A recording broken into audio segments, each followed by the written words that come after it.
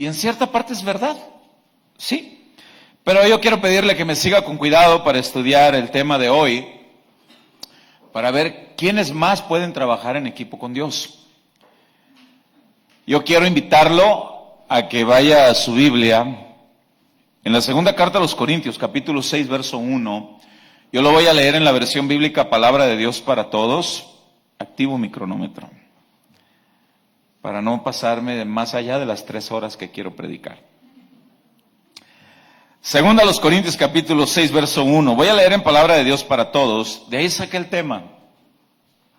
Dice: nosotros trabajamos junto con Dios, y por eso les rogamos que no desaprovechen el generoso amor que recibieron de Él. Trabajamos junto con Dios. Esta expresión en la Reina Valera 60 dice colaboradores suyos, colaboradores de Dios. Bien, nosotros leemos ahorita en español, o colaboradores o trabajadores de Dios. Pero esta palabra, trabajar o colaboradores, se tradujo de la palabra griega, así como se escucha, sunergeo, de donde se deriva la palabra sinergia. Palabra que quiere decir trabajar en conjunto con o en cooperación con alguien. El contexto de este capítulo 6 viene desde el capítulo 5 y lo podemos leer desde el versículo 17, que algunos de ustedes se lo saben de memoria, que dice: de modo que si alguno está en Cristo, nueva criatura es, las cosas viejas pasaron, ahora todas son hechas nuevas, y ahora todos somos nombrados embajadores de Dios, como si Dios rogase por medio de nosotros. De modo que ahora, pasamos al capítulo 6, trabajamos junto con Dios con una sola finalidad: adorarlo a Él y ganar almas para Él. Ese es el trabajo en equipo. Bien, entendemos entonces que el trabajo en equipo es un proceso sinérgico donde dos o más individuos se unen con una sola finalidad, un mismo objetivo, mientras que existe la cooperación activa. Estamos trabajando. Pudiera surgir una pregunta aquí: ¿por qué Dios permite la intervención humana o requiere la intervención humana si Él es todopoderoso, si Él no necesita ningún apoyo? ¿Por qué Él permite entonces la intervención o el apoyo de la humanidad? Bueno, una de las posibles respuestas es porque en su soberanía Él decidió que esa sinergia se diera entre Él y los seres humanos por su mera voluntad. Otra razón es para que el hombre, entiéndase aquí humanidad, aquí no es género nada más masculino. El hombre, por voluntad propia, decida formar parte del equipo de Dios. Y para que por voluntad propia cada persona decida trabajar con Dios. Ahora voy a explicar algo. Entendemos que la salvación es de Dios enteramente, 100%, de principio a fin. La salvación es de Dios. Él es el único autor de la salvación. Ningún ser humano puede hacer absolutamente nada para ganarse la salvación. Pero, ahí va, hay algo que Dios espera que cada persona que todavía no pertenece a Dios, porque las personas creen que todos pertenecen a Dios. La mayoría de las personas creen que están bajo el gobierno de Dios, pero muchos de ellos son gobernados por el diablo, dice la Biblia. Dios espera entonces que cada individuo, cada inconverso, haga algo en conjunto con Él para consumar la salvación. A ver, pastor, ¿y qué es? La respuesta es creer. Dios da la salvación, pero no te puedes apropiar de ella hasta que crees. Entonces hay algo que tú tienes que hacer. ¿Qué? Creer. Y eso está en muchos pasajes. Uno de ellos es el más predicado por todos los pastores, por todos los evangelistas, por todo maestro bíblico. Uno de los pasajes más predicados es el Evangelio de Juan capítulo 3, versículo 16 y sus versículos contextuales. Y dice Juan 3, 16. Porque de tal manera, voy a leer en Reina Valera 60, porque de tal manera amó Dios al mundo que ha dado a su Hijo unigénito, único con la genética de Él, para que todo aquel que en Él cree, ahí está, no se pierda, mas tenga vida eterna. Note que en este versículo hay vida eterna y hay perdición. Y la única manera de apropiarse de la vida eterna es creer. Ahí está el equipo en conjunto con Dios, está el trabajo, aunque sea inconverso. ¿Creíste y trabajaste? La salvación es totalmente de Dios, no es obra. Yo espero y me entiendan, no estoy predicando un evangelio por obras, no es por obras, pero es por fe. Y tú tienes que creerlo. El versículo 17 de este pasaje que estoy leyendo dice: porque no envió Dios a su Hijo al mundo para condenar al mundo, sino para que el mundo sea salvo por Él. Ese es el propósito de la venida de Jesús. Pero ahí va el verso 18. El que en Él cree, una vez más, no es condenado. Ahí está. Pero el que no cree, ya ha sido condenado porque no ha creído en el nombre del unigénito Hijo de Dios. Entonces, ¿qué espera Dios de toda la humanidad? Que le creamos, fe genuina, fe que conduce a la vida eterna, a la salvación. Y este creer no es mero conocimiento intelectual. Escúchenme bien. No es mero conocimiento intelectual, porque yo puedo ir a un lugar donde haya 100 personas y yo les puedo preguntar de una manera pública, de los 100 que están aquí, ¿cuántos creen en Jesús? Cabe la probabilidad que los 100 digan, yo. Y ese es un creer intelectual. Creen que Jesús es real, que existió, que resucitó, que sigue. Creen. Pero hay un creer que Dios demanda. Y ese creer es sumisión, obediencia. Ese creer es diferente. Un creer con anhelo de someterse al gobierno, al señorío de Dios. Entonces Dios espera que cada persona crea en Él para consumar la salvación en cada persona. Si bien Jesús dijo en la cruz, consumado es, ya está hecho.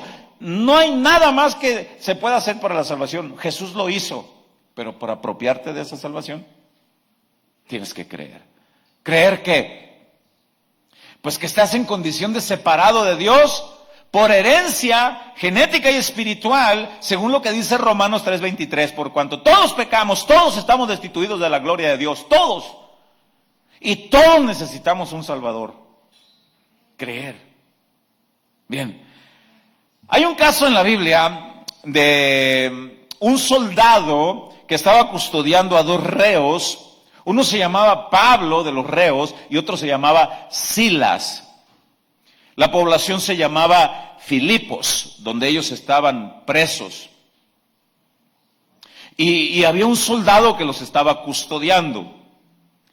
Pablo y Silas, ¿qué estaban haciendo mientras que estaban presos? ¿Alguien recuerda? Cantaban y oraban. ¿Qué estuvieras haciendo tú o qué estuviera haciendo yo? A lo mejor estuviéramos lamentándonos, quejándonos, reclamándole a Dios, pero ellos cantaban.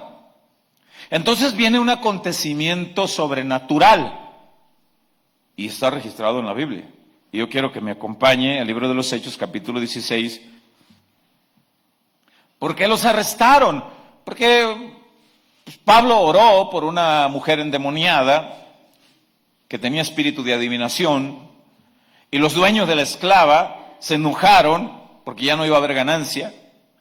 Meten en prisión a Pablo y a los misioneros, a los que pudieron, pero ellos empezaron a cantar a Dios.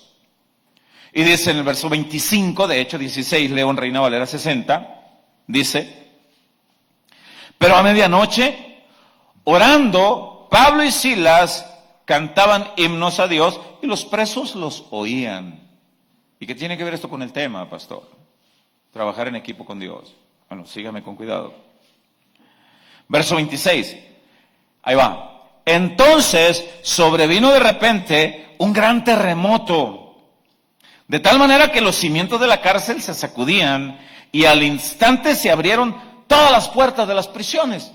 El terremoto movió los herrajes, cadenas, candados, todo se abre. Y dice, y todo se sacudía, dice al final del verso 26, y al instante se abrieron todas las puertas y las cadenas de todos se soltaron.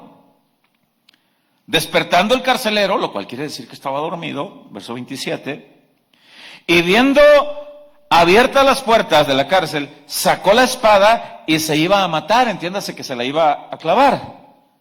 ¿Pero por qué se iba a matar? Porque las leyes de aquella época era que si un reo escapaba, la pena que había sobre el reo caía sobre el custodio, y había muchos reos. Y dijo, pues antes que me maten, antes de que me torturen, o antes de que me caiga el castigo, me mato, porque se abrieron las puertas de la prisión, se fueron todos, vale más que me mate. Retomo el 27, dice, despertando el carcelero y viendo abiertas las puertas de la cárcel, sacó la espada y se iba a matar, pensando que los presos habían huido. Verso 28. Mas Pablo clamó a gran voz diciendo, no te hagas ningún mal, espera. Pues todos estamos aquí, nadie se ha ido. Él entonces, el carcelero, pidiendo luz, se precipitó adentro. Entiéndase, una antorcha, luz, porque no había Comisión Federal de Electricidad. Una antorcha. Él entonces, pidiendo luz, se precipitó, adentro, y temblando, se postró a los pies de Pablo y de Silas. ¿Temblando por qué? Se entiende que el carcelero, él entendió que ese terremoto tenía que ver algo con Dios, dado que Pablo y Silas estaban cantando y adorando a Dios. Y él asumió, este terremoto tuvo que ver algo con Dios. Esto tuvo que haber sido algo sobrenatural. Y si Dios puso su mano aquí, y en la condición en la que yo sé que estoy espiritualmente, estoy amolado. Entonces dice que temblando. Y en el versículo 30 dice, y sacándolos a Pablo, a Silas, sacándolos fuera de aquel lugar de la prisión, les dijo, señores, ahí va, lea con cuidado esta pregunta, ¿qué debo hacer para ser salvo? Entonces hay algo que nosotros podemos hacer. ¿Qué? Ahí está la respuesta más abajo. Ellos dijeron, ahí está la respuesta, cree en el Señor Jesucristo y serás salvo tú y tu casa. Y yo quiero aclarar algo aquí, la salvación no es en equipo. O sea, si yo me salvo, no quiere decir que automáticamente ya se salvaron mis hijos y se salvó mi esposa. No. ¿Qué sucedió entonces? ¿Por qué Pablo y Silas le dicen esto al carcelero? Le dijeron, si tú crees, si tú obedeces, tu testimonio, tu vida va a impactar a los de tu casa y puedes traer a los de tu casa. Aparte, si nos permites predicar hoy a los de tu casa, Dios puede hacer la obra de salvación. ¿Y qué cree? La Biblia dice que el carcelero se los llevó a su casa esa noche y le predicó a todos los de su casa, y todos los de su casa oyeron y creyeron y fueron salvos, dice la Biblia, porque oyeron el mensaje, creyeron. Por eso dice el verso 32, ahí va. Y le hablaron la palabra del Señor a él y a todos los que estaban en su casa. Y yo he escuchado mucho algunos cristianos que dicen, la promesa de Dios es que si yo creo van a ser salvos todos los de mi casa. Sí, si los de tu casa oyen y si también creen. Pero no se cuelgan de los tenis de tu salvación. La salvación es personal, individual. Y son versículos mal interpretados que venden mucho. Y es muy fácil predicar eso.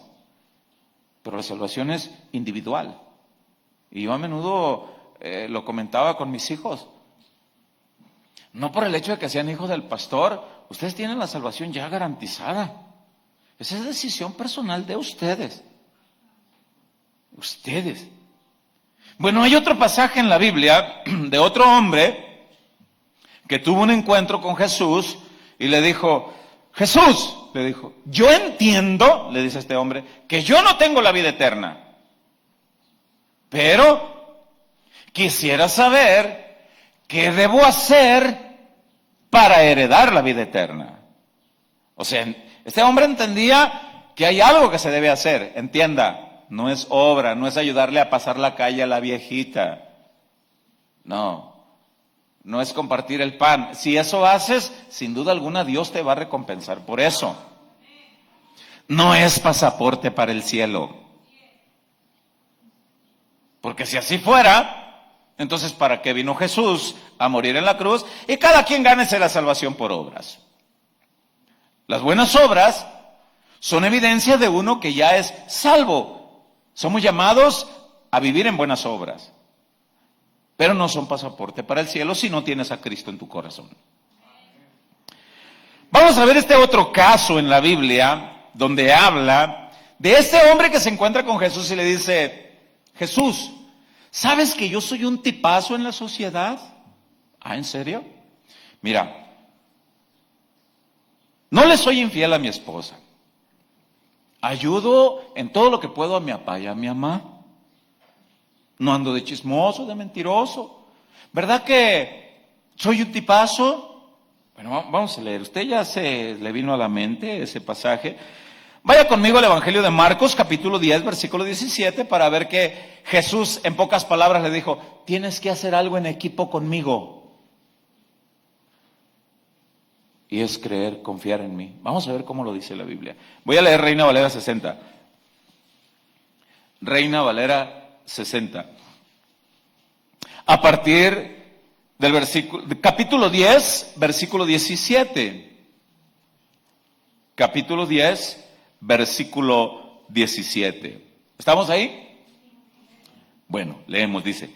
Al salir él, aquí él es Jesús.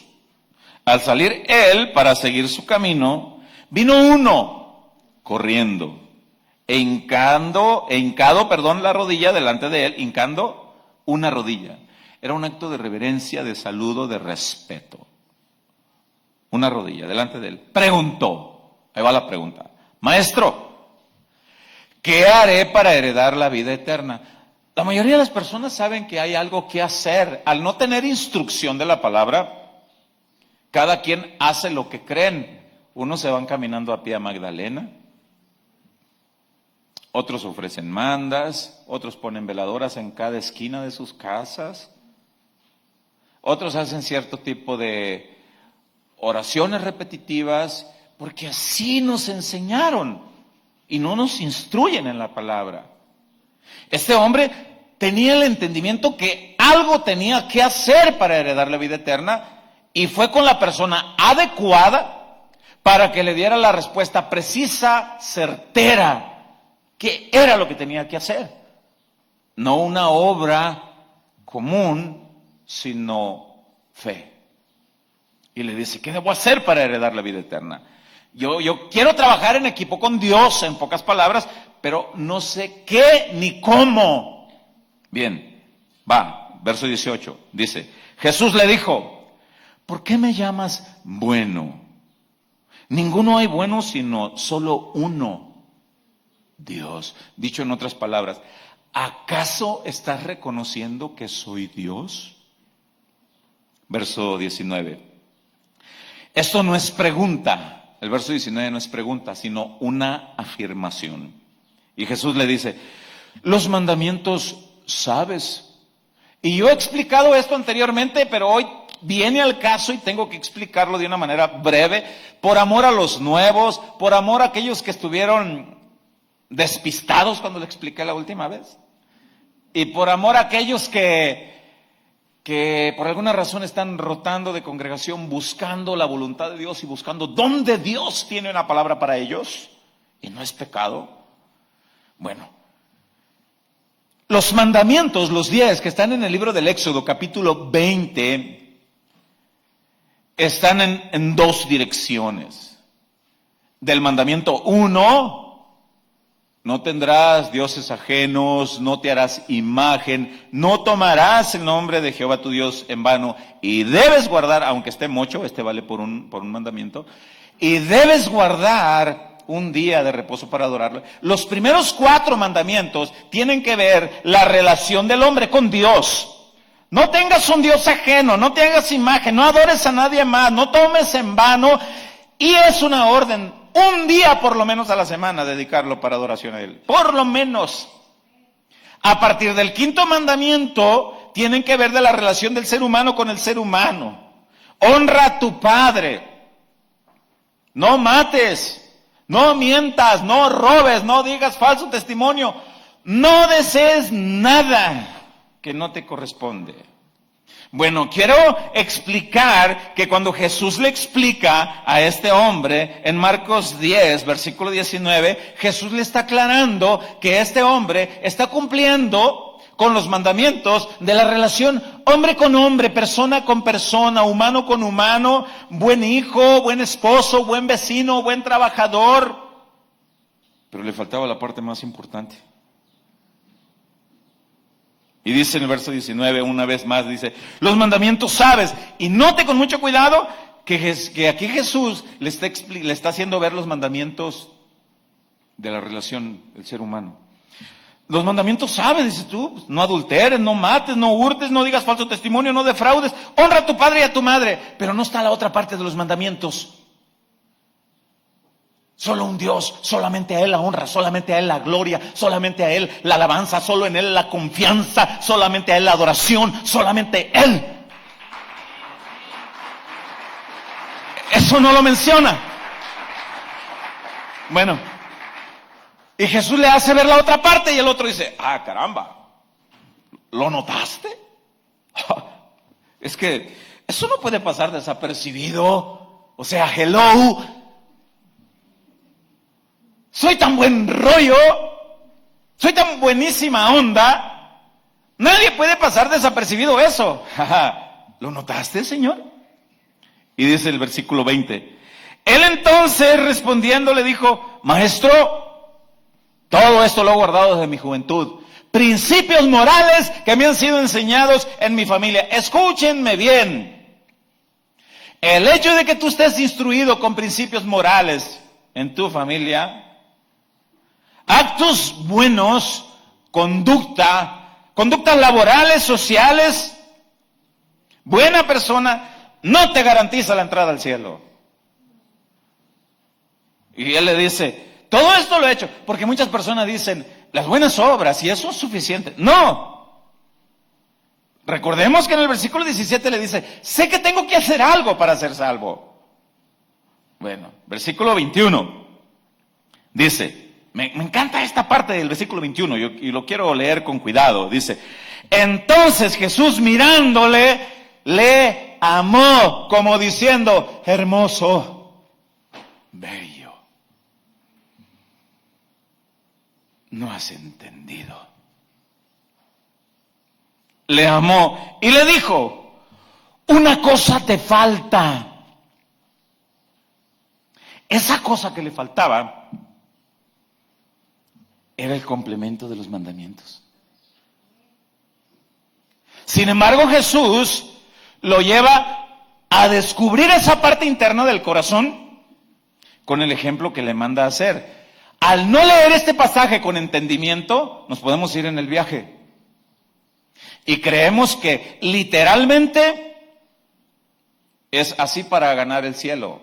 Muchas partes de la Biblia Jesús lo habló con parábolas, con términos figurativos, y la gente se iba en el viaje, como cuando le dijo a Nicodemo, te es necesario nacer de nuevo, y Nicodemo dijo, ¿cómo? Soy un hombre ya grande, barbón, viejo, ¿cómo voy a regresar al vientre de mi...? No, Nicodemo, por favor, entiéndeme, te estoy hablando de los asuntos espirituales. Y al día de hoy hay un montón de Nicodemos. Escuchan la Biblia o leen la Biblia y dicen, o sea, ¿qué es esto? No. Escuchen con atención y con dirección del Espíritu Santo, por favor. Escuchen. Dice en el versículo 21, lo retomo. Entonces Jesús mirándole le amó y le dijo, una cosa te falta. Anda y vende lo que tienes. ¿Por qué? Jesús quería ver a quién amaba más, si sus posesiones o si estaba dispuesto a buscar esa cosa que le faltaba, a ver si estaba dispuesto a amar más a Dios. Anda, vende lo que tienes y dalo a los pobres y tendrás tesoro en el cielo. Y ven y sígueme tomando tu cruz. Si no se lee este pasaje con entendimiento, queda entonces en conclusión que cualquiera que reparta los bienes se va al cielo. Entonces el Chapo Guzmán la tiene hecha. Porque ha puesto escuelas, electricidades,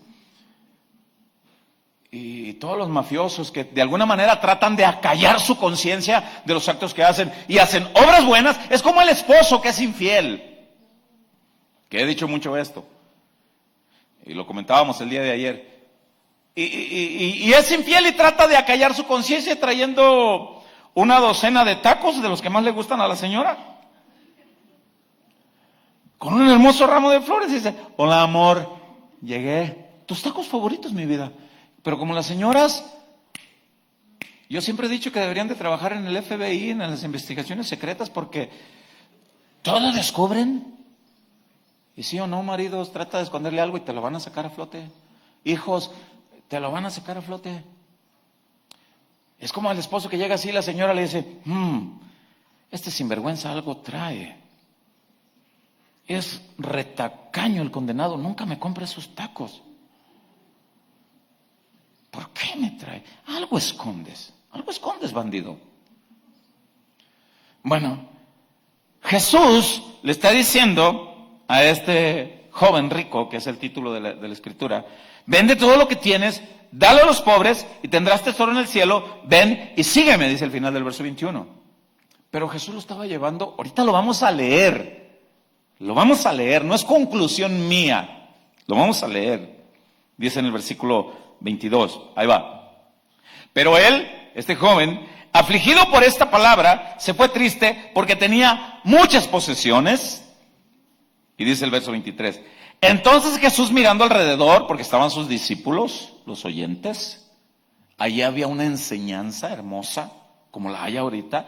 Entonces Jesús mirando alrededor dijo a sus discípulos, ahí va, cuán difícilmente entrarán en el reino de Dios los que tienen riquezas. Los discípulos malinterpretaron y dijeron, están amolados todos los ricos, solo por el simple hecho de ser ricos.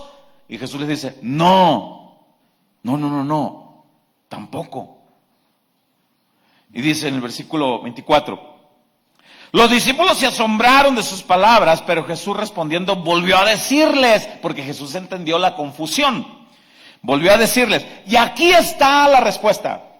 Y dice, hijos, dice Jesús, al final del verso 24, cuán difícil le es entrar en el reino de Dios a los que confían en las riquezas. Jesús está diciendo, este hombre confía más en las riquezas. Para él su refugio, su fortaleza, son las riquezas. La parte que tenía que hacer este hombre era dejar de confiar en las riquezas y confiar en ¿quién? A ver, dígalo con convicción. ¿Confiar en quién? En Dios. Eso era lo que tenía que hacer. Ahí concluye Jesús en el versículo 24, cuando la pregunta del hombre en el versículo 17 le dice, ¿qué debo hacer? Hermoso, llegaste al lugar adecuado, con la persona adecuada.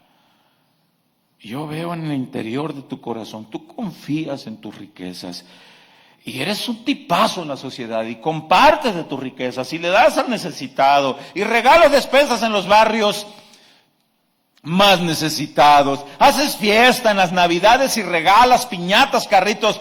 Eso es bueno, pero no vas a entrar en mi reino por eso.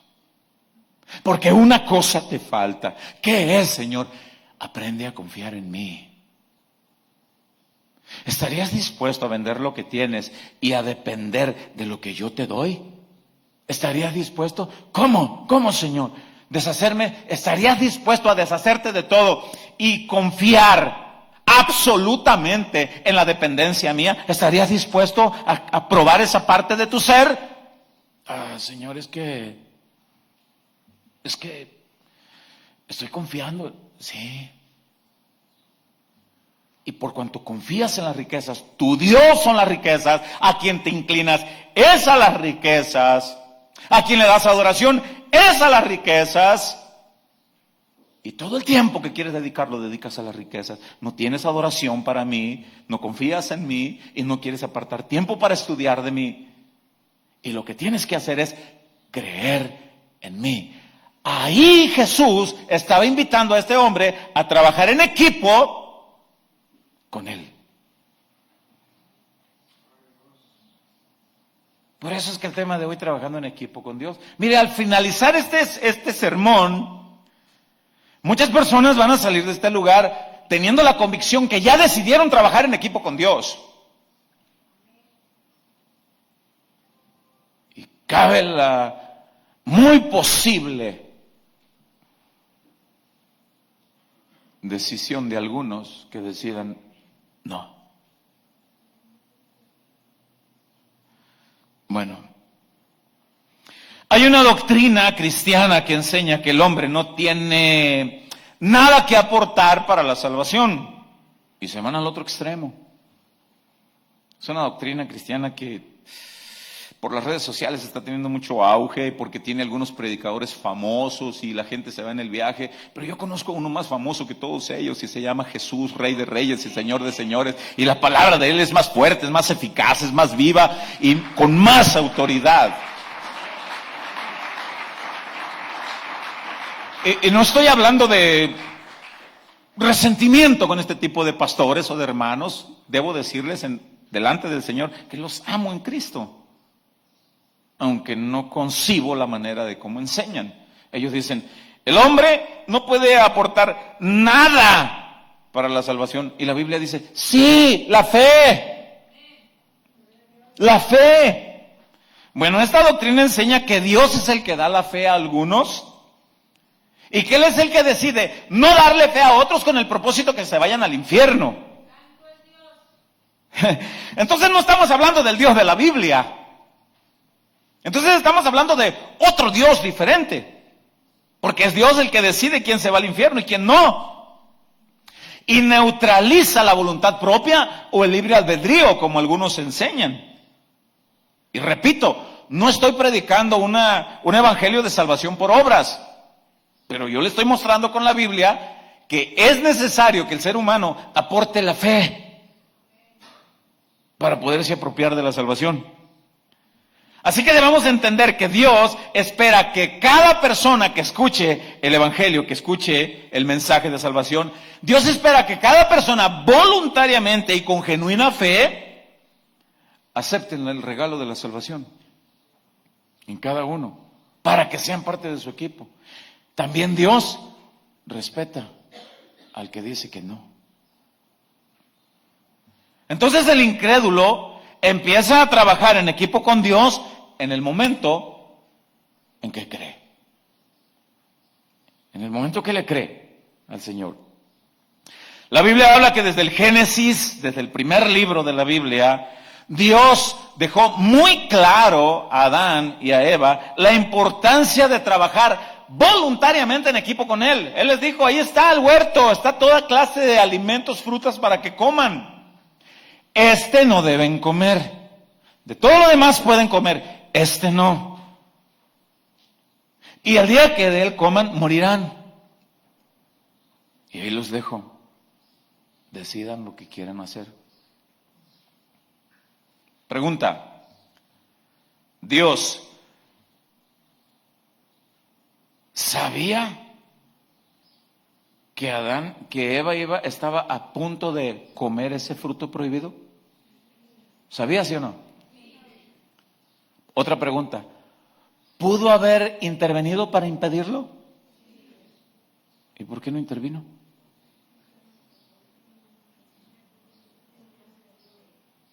Mire qué bonitos susurros.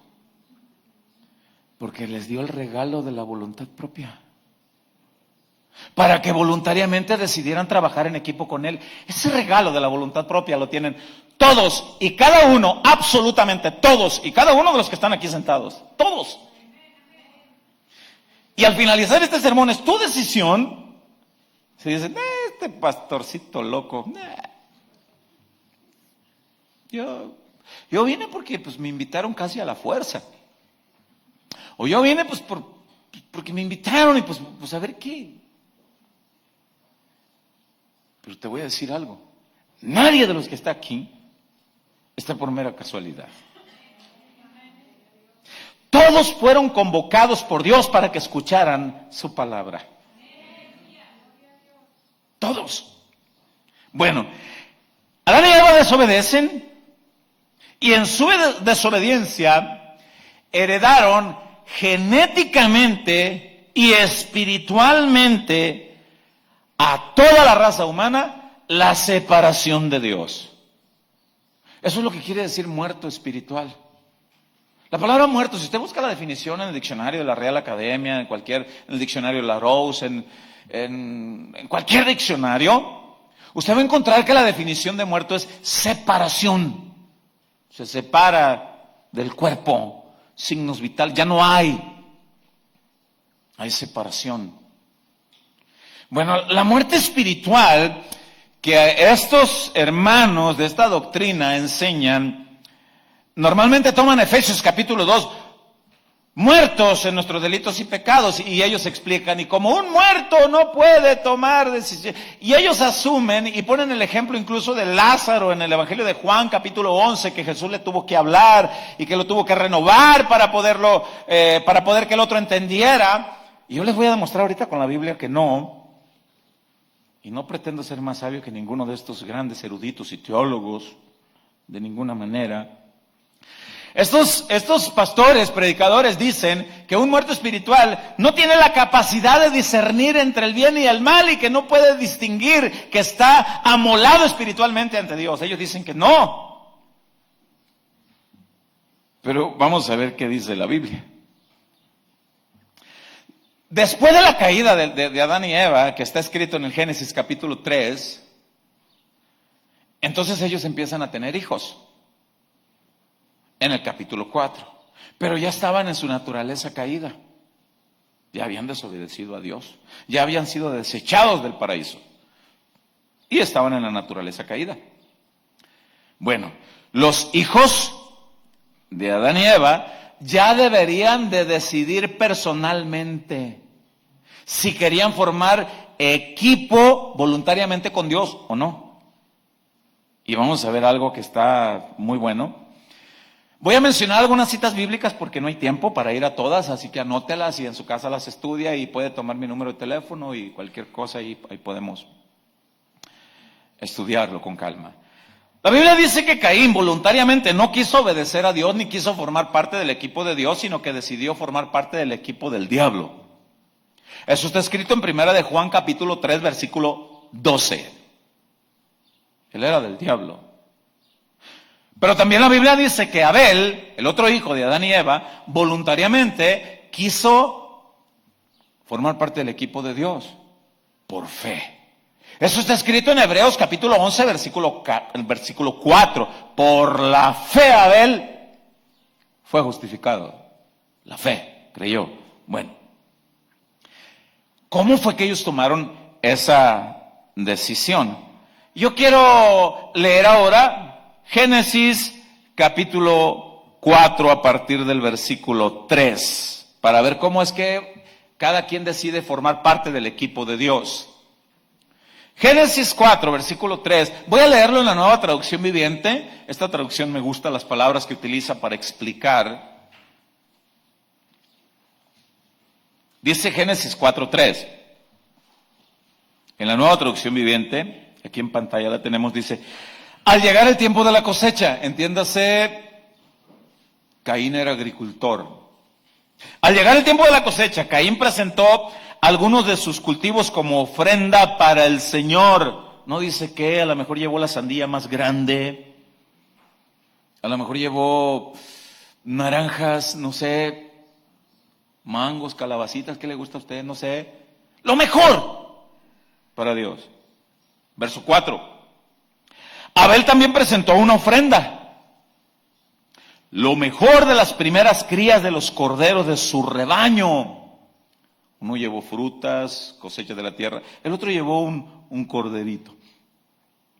El Señor aceptó a Abel y a su ofrenda. Note que aquí no dice que Dios primero regeneró el corazón de Abel porque ya estaba en la naturaleza caída, en la genética caída. Adán y Eva ya fueron expulsados y Abel llevó una buena ofrenda para Dios, pero no dice que Dios decidió regenerar a Abel primero, no, en naturaleza caída.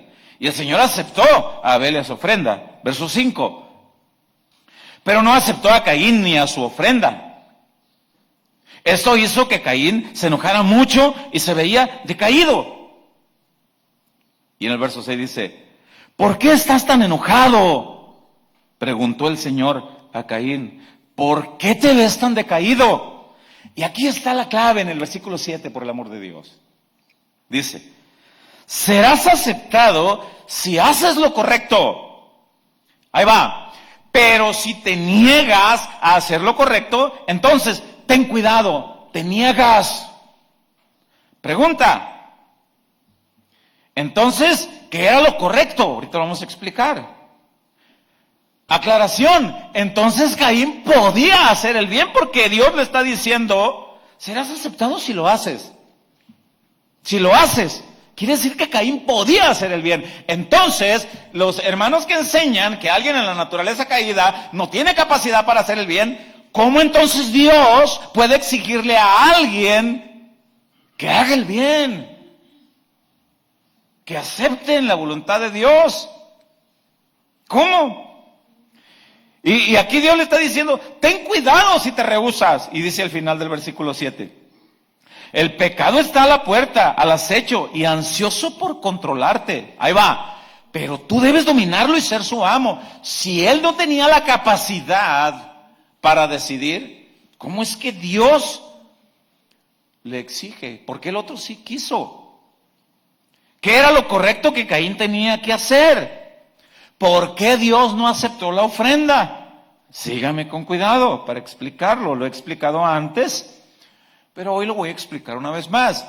Lo voy a explicar mencionándolo. No vamos a ir a las citas bíblicas, pero usted lo anota para que lo compruebe. En el capítulo 3 de Génesis está la caída, la desobediencia y los desechan del paraíso. Los ojos naturales se abren de Adán y Eva. Antes podían andar desnudos el uno frente al otro y no tenían pena, no había morbo, no había malicia, no había nada, porque estaban en una naturaleza de perfección. Pecan, desobedecen, son expulsados y se abren los ojos y hay ese morbo, esa pena y es como tú y como yo, que te estás cambiando las ropas en tu cuarto o en tu baño y no pusiste bien el seguro de la puerta y de una manera repentina entró tu abuela, entró tu tío, entró tu hijo y te miró como Dios te trajo al mundo. ¿Cuál es la primera parte del cuerpo que cubres con tus manos inmediatamente? Sean honestos. A ver, estoy preguntando, los quiero ser activos. ¿Verdad que es aquí? Acá. Da pena. Aquí, mujeres, acá. ¿Qué creen? Cuando Adán y Eva ya se ven desnudos, ahí andaban. No me veas. No, porque ya empezó el morbo, la malicia, el pecado. Entonces, dice en Génesis capítulo 3, versículo 7, que cosieron hojas de higuera y se las cubrieron, se las pusieron. Y la Biblia dice, e hicieron delantales, dice en Génesis 3, 7. Y he explicado esto. Las hojas de higuera representan todos los actos humanos para tratar de cubrir el pecado ante Dios. Todas aquellas obras que uno trata de hacer para acallar la conciencia por estar mal delante de Dios. Como caminar ciertos kilómetros, como poner ciertas veladoras, como todas las obras. Entonces Dios viene con ellos y les dice, no es así. Y en el versículo 21 de Génesis capítulo 3, Dios les hace túnicas de pieles.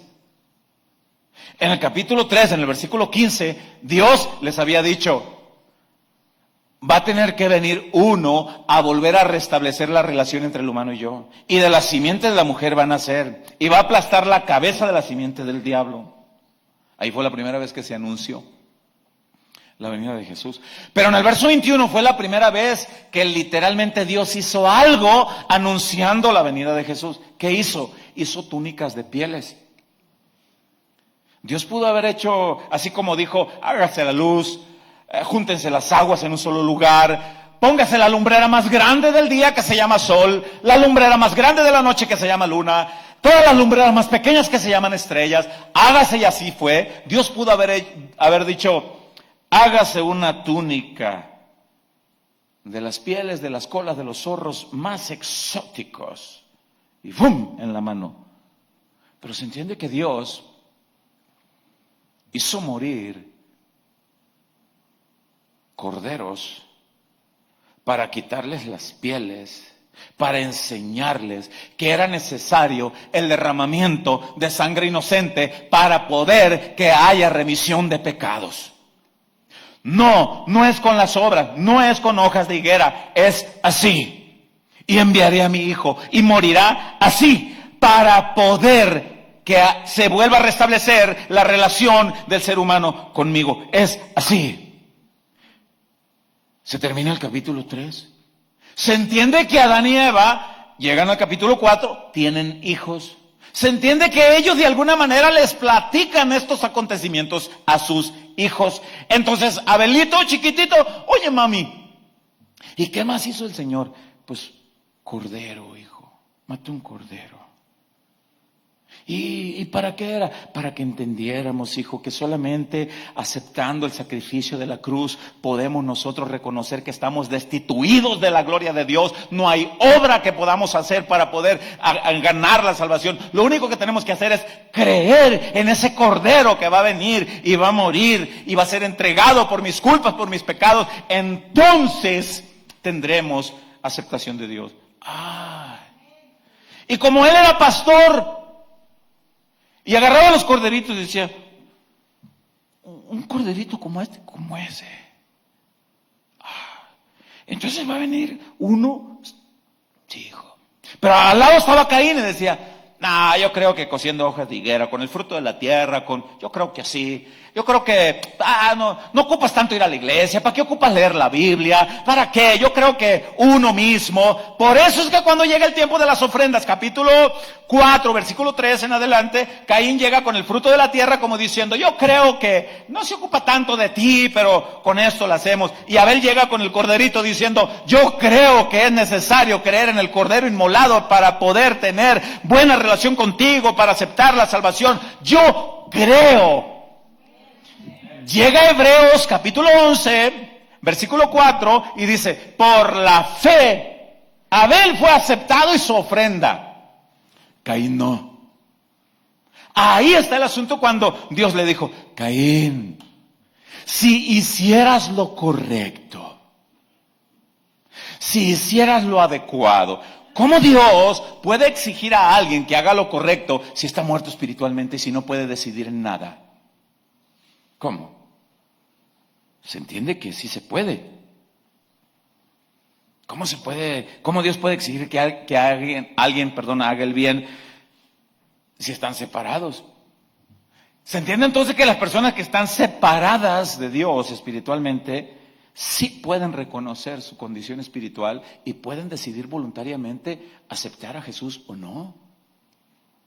Y hay una doctrina que dice, no hay voluntad propia, no hay libre albedrío. O sea, entonces no estamos hablando del Dios de la Biblia.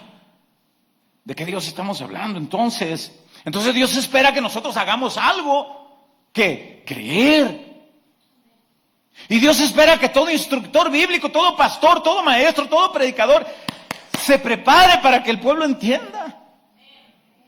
Para que puedan aceptar bien, porque hay un montón de hermanos aceptando un montón de enseñanzas teológicas que no son nada de lo que la Biblia quiere decir, y dicen amén a un montón de cosas que son antibíblicas, incluso algunas hasta heréticas. Y el pueblo ahí, amén, estudien por el amor de Dios. Estudiemos la Biblia para que entendamos lo que realmente Dios dice. Dios espera que todos los seres humanos aceptemos la salvación. Eso es trabajar en equipo con Dios. La sinergia de 2 Corintios capítulo 6, versículo 1. Trabajar en equipo con Él, que Él hace todo de la salvación. Tú decides si lo aceptas. Tú decides si lo aceptas.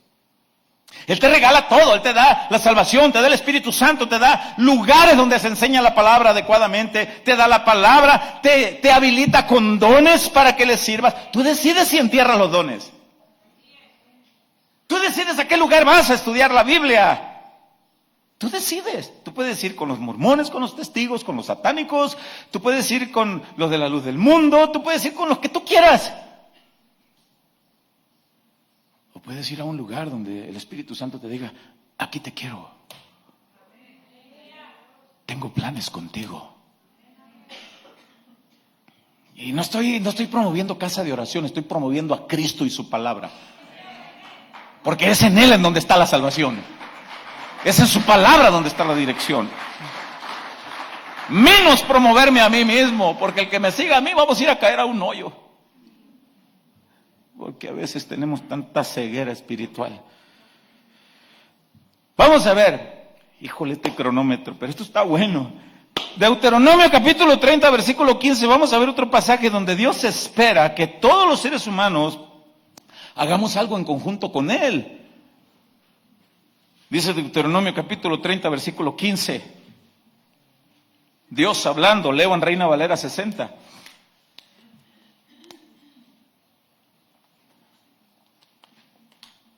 Dice, mira. Cuando está la expresión mira es como llamar la atención. ¡Hey! Mira, ve, deja de hacer lo que estás haciendo, voltea. Mira, dice Dios, yo he puesto delante de ti hoy la vida y el bien, la muerte y el mal. Porque yo te mando hoy que ames a Jehová tu Dios, que andes en sus caminos y guardes sus mandamientos, sus estatutos y sus decretos, para que vivas y seas multiplicado, y que Jehová tu Dios te bendiga en la tierra en la cual entras para tomar posesión de ella. Ahí va la advertencia. Siguiente versículo. Mas, si tu corazón se apartare y no oyeres y dijeres, es puro rollo, pues yo no ocupo, yo puedo seguir fumando motita, puedo seguir mirando pornografía, no ocupo ir a la iglesia, no pasa nada. Puedo seguir teniendo mis imágenes a cuales rendirle adoración y seguir creyendo, sí, que hay un Dios, que es el jefe, que es algunos dicen, el de arriba es el mero bueno, pero pues tiene sus chalanes y yo le sirvo a un chalán. Bueno, dice el verso 17, mas si tu corazón se apartare y no oyeres y te dejares extraviar y te inclinares a dioses ajenos y les sirvieras, yo os protesto hoy que de cierto pereceréis, no te va a ir bien. No prolongaréis vuestros días sobre la tierra donde vais, pasando el Jordán para entrar en posesión de ella. Y retoma el verso 19. A los cielos y a la tierra llamo por testigos hoy contra vosotros, que os he puesto delante la vida y la muerte, la bendición y la maldición. Y ahí va, escoge. Voluntad propia. Libre albedrío. Escoge. Tú escoges si oras o no oras.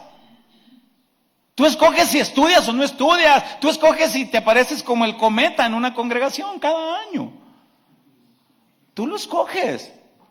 Tú escoges cómo quieres vivir la vida cristiana. Una vida cristiana estancada o mediocre. O quieres vivir una vida cristiana espiritual, firme y creciendo con la voluntad de Dios. Tú lo escoges. Es decisión de cada quien. Esa no es decisión del pastor. Dios quisiera eso. Tú lo decides. Tú lo decides. Por eso dice al final de este versículo 19, escoge pues la vida para que vivas tú y tu descendencia. ¿Cómo es que Dios pudiera decirle a alguien, escoge si no tiene libre albedrío? ¿Cómo? ¿Qué deberían escoger? Verso 20. amando a Jehová tu Dios, atendiendo su voz y siguiéndole a Él, porque Él es vida para ti y prolongación, de tus días, a fin de que habites sobre la tierra que juró Jehová tus Dios, Abraham, Isaac, Jacob, que les había de dar. ¿Se acuerdan? Estábamos estudiando con los varones el día de ayer, Jonás. Cuando Dios envía a Jonás a Nínive, pregunta, ¿qué esperaba Dios que los ninivitas hicieran cuando el mensaje de Jonás fuera predicado? ¿Qué esperaba Dios que hicieran? Que se arrepintieran. ¿Qué espera Dios cada vez que envía un predicador como este siervo inútil? A que se predique la palabra de Dios a cada oyente. ¿Qué espera Dios con todos y cada uno de los que oyen, tanto presencialmente como los que están detrás de cámara? ¿Qué espera Dios? Que se arrepientan. Puede haber personas aquí que pueden estar viniendo por años y a lo mejor vienen porque quieren quedar bien con papá y mamá o para que papá y mamá no lo regañen. Pero una vez más Dios te habla. Yo espero de ti, Dios te dice, de ti. El hombre espiritualmente muerto entonces realmente está separado de Dios, pero sí puede reconocer su condición espiritual y también puede voluntariamente arrepentirse y puede decidir trabajar en equipo con Dios o puede decidir rechazarlo. Eso es un regalo que Dios da a la humanidad. Voluntad propia. Ahora, ya después de ser cristiano, ya aceptamos servir a Cristo. Acabo de decir ahorita y lo repito, cada quien decide cómo es su vida espiritual. Alguien puede decir, ¿y por qué el hermano va llegando? Apenas tiene 2, 3 años y el hermano ya es el pianista. ¿Por qué el hermano ya ayuda en la obra? Bueno, a lo mejor el hermano, él quiere crecer en la vida espiritual. A lo mejor tú tienes una vida dinosauria evangélica, ya tienes 3,456 años de conocer a Cristo y estás donde mismo y no avanzas. Déjame decirte algo. Fue tu decisión. Es lo que tú has querido hasta hoy. Pero eso puede cambiar. Y puedes levantarte y decirle, quiero trabajar en equipo contigo, amado Rey, mi comandante en jefe, hágase como usted manda y le serviré, mi Señor. Pero las primeras de cambio, empieza a haber roces entre, no me saludó, no me habló. Cristianos a veces somos de chocolate, poquito calor y nos derretimos. Y los cristianos del antiguo tiempo estaban dispuestos a entregar sus vidas por trabajar en equipo con aquel que entregó hasta la última gota de su sangre en la cruz del Calvario. Por eso es que la iglesia de hoy a veces la miramos toda decadente, porque nos hacen falta predicaciones que nos confronten, que nos lleven al crecimiento y no que nos soben las espalditas y que nos digan, tú eres campeón, tú lo puedes lograr todo. Déjame decirte, sin Cristo no puedes lograr nada, porque separados de Él no podemos hacer nada y necesitamos trabajar con Él en equipo, juntamente con Él todos los días, cada segundo, cada instante, cada minuto de nuestras vidas. Señor, te necesito. Si tu espíritu no va delante de mí, no me muevas de este lugar. Yo te necesito, Señor. Pero los mensajes que más venden es los 7 pasos de la escalera del éxito. Y esos mensajes venden mucho y se llenan las congregaciones. Pero si se enseñaran mensajes como los 7 pasos para dejar de ser pornográfico, los 7 pasos para dejar de ser agresivo, no muchos se acercan. Por eso Jesús predicaba la palabra como es. Por eso le dijo a Juan el Bautista, tú eres una voz que clama en el desierto. El desierto es árido, con tendencia a la muerte. A veces el ser humano estamos así, áridos, resecos y con tendencia a la muerte. Y necesitamos el agua viva que fluye para vida eterna. Y necesitamos trabajar en equipo con Él y reconocer que estoy en una condición espiritual que a veces me dejo sembrar un montón de basura de parte del diablo. Y me ando formando un montón de cosas. Ay, la hermana, ¿por qué me vio así? ¿Será que tiene algo contra mí? Y ahí está el chamuco y, sí, tiene algo contra ti, te odia. Ay, déjate de cosas. Ponte a orar y busca lo que Dios quiere.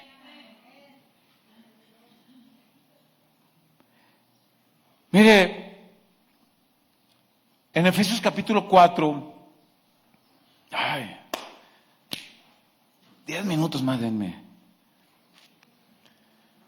En Efesios capítulo 4, a partir del versículo 17, se titula en algunas Biblias La nueva vida en Cristo.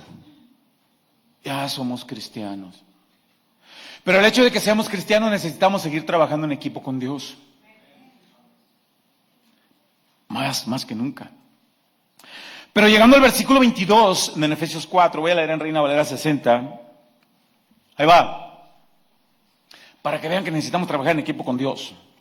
En Efesios 4, 22 dice: en cuanto a la pasada manera de vivir, independientemente de lo que hayas hecho, fuiste alcohólico, fuiste drogadicto, fuiste lo que sea, no me interesa. Si Cristo ya te perdonó, eso ya se borró. En cuanto a la pasada manera de vivir, ahí va, despojado del viejo hombre. ¿Qué quiere decir esto? De repente se asoma todavía el iracundo, el gritón, el bobo, el mentiroso, la mentirosa. Se asoma. Pero dice, en cuanto a la pasada manera de vivir, despojado del viejo hombre que está viciado conforme a los deseos engañosos.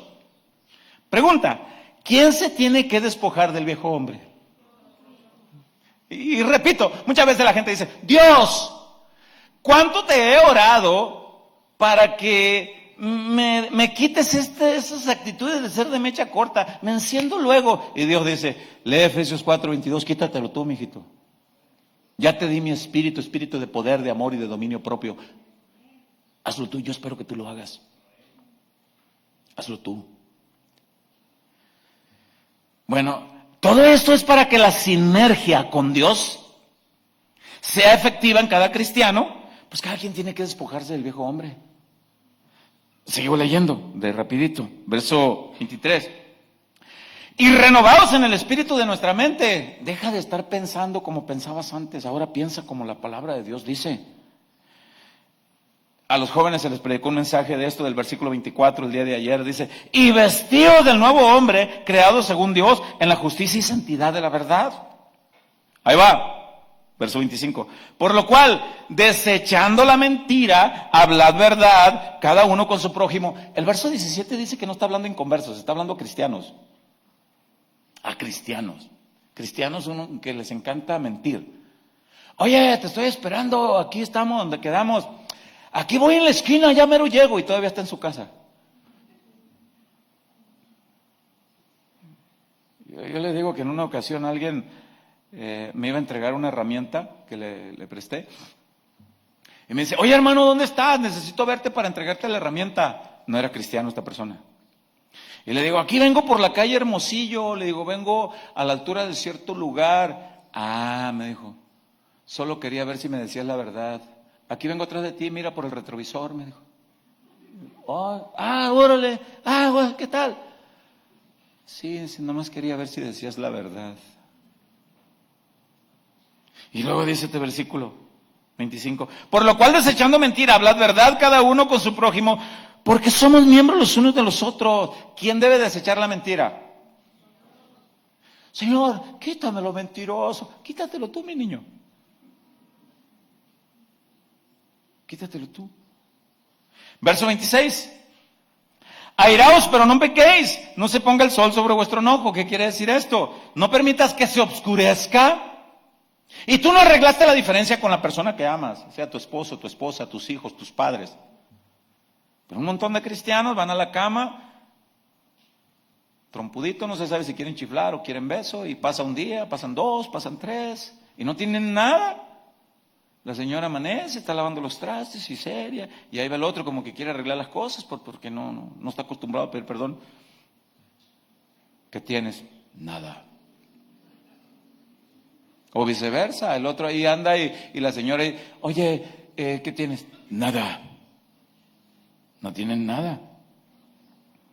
Y puede pasar un día, 2, 3, hasta más. ¿Y quién debe trabajar en esas actitudes? ¿Quieres trabajar en equipo con Dios?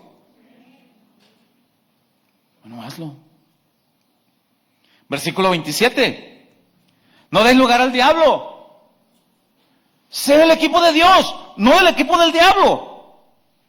aunque seas cristiano, según el verso 17. Verso 28, el que hurtaba no hurte más, sino trabaje haciendo con sus manos lo que es bueno, para que tenga que compartir con el que padece necesidad. Y vamos a ser probados, y vamos a ser tentados. Yo les platicaba que en la semana pasada fui a comprar unas cosas a una tienda a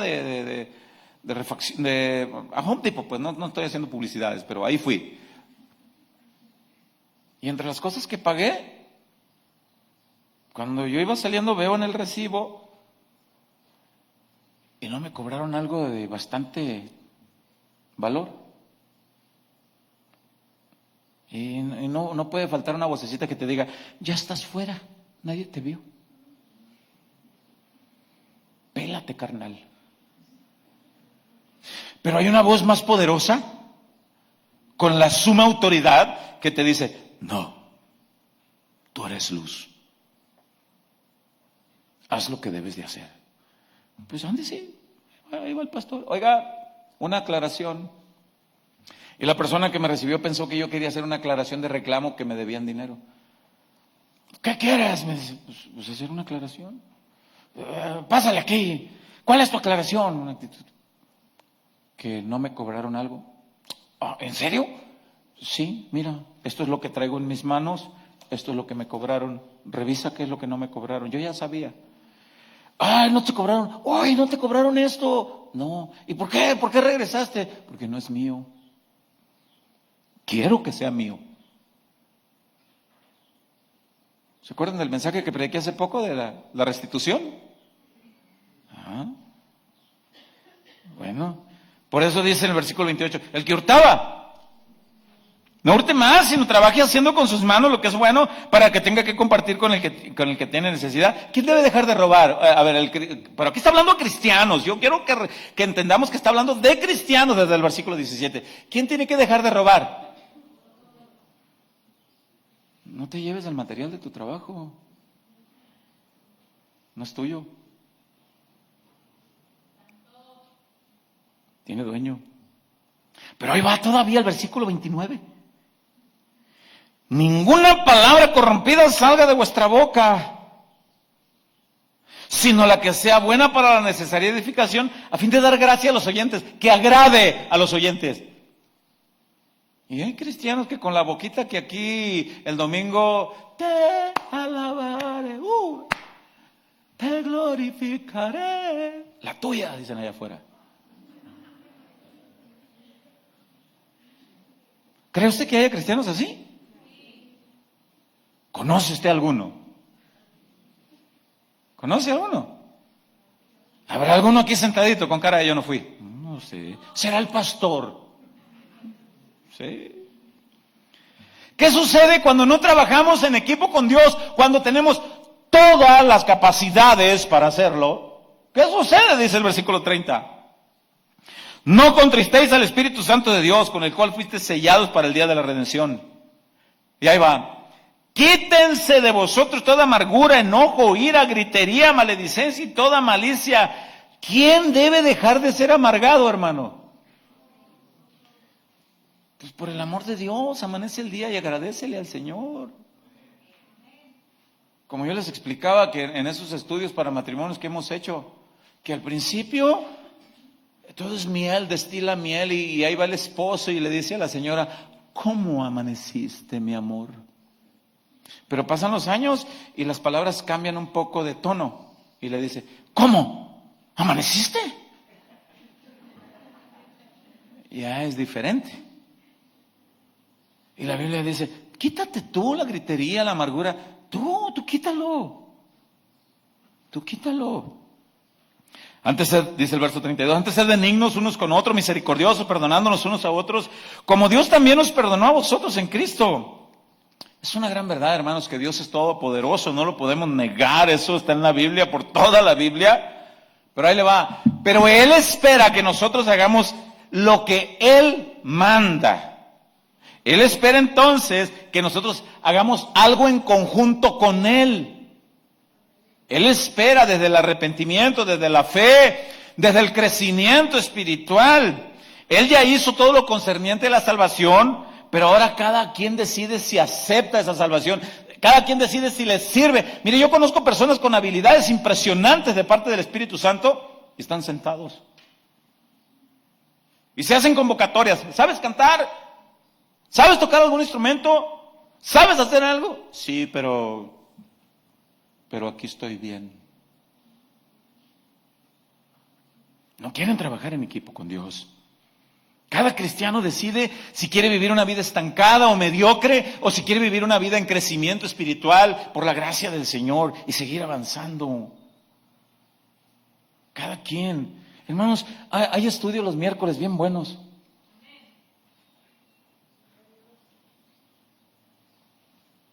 Mire la congregación que está ahorita.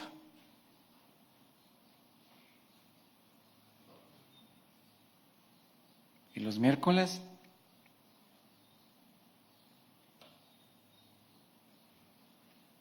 despreciamos la mesa servida.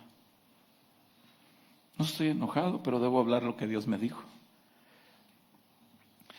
Dios, apuntando para el final, Dios no va a venir a hacer lo que nos toca hacer a cada uno de nosotros.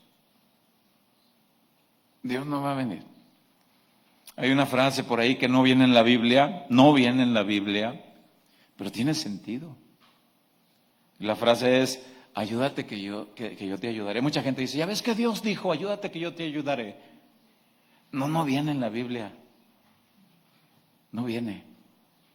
Pero está implícito. Si está implícito, tiene sentido. Así que el Señor no va a venir a hacer lo que te toca hacer a ti. Él espera que tú lo hagas. Y lo voy a mencionar porque tengo muchas, ya el tiempo no me alcanza. La armadura de Dios que está en Efesios capítulo 6 del verso 10 al verso 20.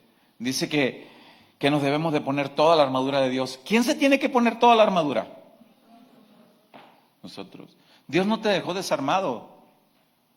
Te dejó calzado, dice la Biblia, el apresto del Evangelio de la paz. La coraza de justicia, el cinturón de la verdad, el yelmo, el casco de la salvación, la espada del Espíritu, el escudo de la fe. Y dice la Biblia: tú ponte toda la armadura, tú póntela toda. Dios no va a venir a ponértela. Él dejó ahí la armadura, póntela tú. No tenemos lucha contra carne y sangre. El enemigo que tenemos es mortal, es acérrimo. Él no anda jugando a las guerrillas. Él busca destruirte. Y tú sabes cómo lo enfrentas. Dios espera que trabajemos en equipo con Él. Por eso es que mucha decadencia espiritual, porque son más fáciles los mensajes donde se les pone toda la comodidad a los oyentes. Y no, los cristianos del antiguo tiempo, ellos iban y les decían: cállate. No, decían ellos: no. ¿Cómo callar las bondades y las maravillas de Dios? ¿Cómo no servirle a aquel que me trasladó de las tinieblas a su luz admirable? ¿Cómo no hacerlo? Cada cristiano, hermanos, decide. Y con esto pues finalizo porque el tiempo me gana. Así que el día de hoy, amada iglesia, Casa de Oración Nogales, y los que están detrás de cámara, Dios nos convoca a reafirmarnos en Él, a trabajar en esa sinergia con Él. Y si alguien aquí no lo ha aceptado, este es el día. Si no has tomado la decisión de decir: quiero trabajar, así como aquel joven rico que llega y le dice a Jesús: ¿qué hago? ¿Qué hago? Y Jesús le dijo: confía en mí. Acéptame a mí. Si no has tomado esa decisión,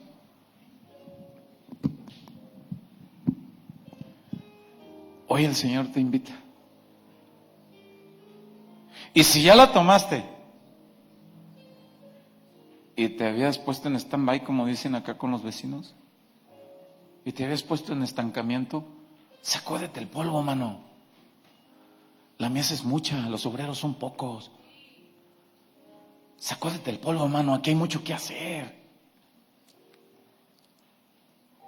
Y levántate y sírvele a aquel que nos vino a dar el ejemplo de servicio. Por eso yo quiero hacer un llamado hoy a aquellos que no han aceptado a Jesús como su Señor. Y yo he aclarado esto antes. Hay gente que lo quiere aceptar como Salvador, pero no lo aceptan como Señor. ¿Por qué? Porque no quieren hacer lo que Él manda. Por eso es importante decirle, te acepto como mi Salvador y como mi Señor. Hágase tu voluntad, Señor. Yo estoy dispuesto. Y yo quiero hacer una pregunta, y no lo voy a hacer muchas veces para no ser convencidos por el pastor, porque yo quiero que el que los convenza sea el Espíritu Santo. Si hay alguien aquí que no ha rendido su vida a Jesús,